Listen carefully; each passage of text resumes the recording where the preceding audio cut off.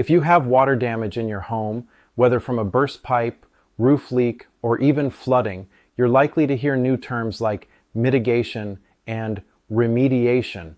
The use of the terms can be a bit confusing for those not familiar with their distinct meanings.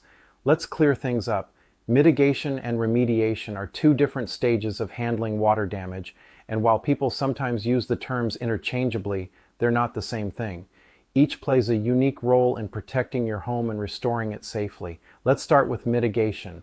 This is the emergency response, the immediate steps taken right after the damage is discovered. The goal here is to stop the damage from getting worse.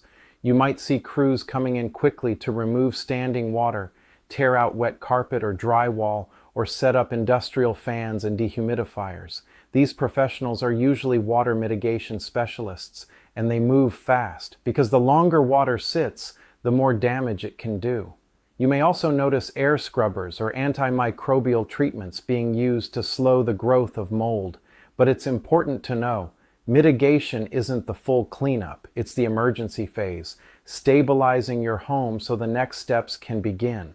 And here's something many homeowners don't realize. Insurance policies often include specific limits for this phase.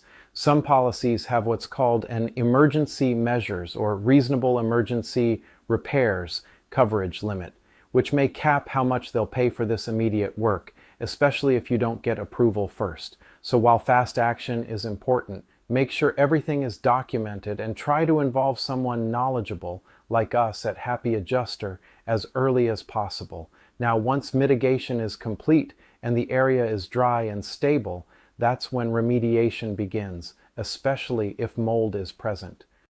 Now, remediation is primarily about cleaning up contamination. It's more specialized and more controlled.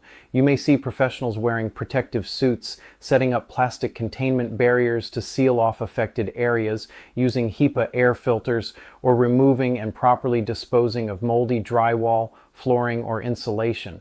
This phase is often led by licensed mold remediation specialists. In some states, they're even required by law.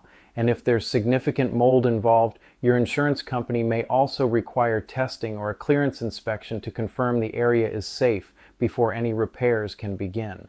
Here's the catch. Mold remediation coverage is usually more limited. Many policies either cap the dollar amount for mold claims, like $10,000 or $25,000, or exclude mold entirely unless it was caused by a covered water event. That's why it's so important to understand what your policy says before mold becomes a bigger issue. So to recap, mitigation is the emergency stopgap, fast, urgent action to limit the damage. Remediation is the deeper cleanup, removing mold and other contaminants safely and thoroughly. Different pros, different tools, different goals, and most importantly, potentially different coverage rules under your policy.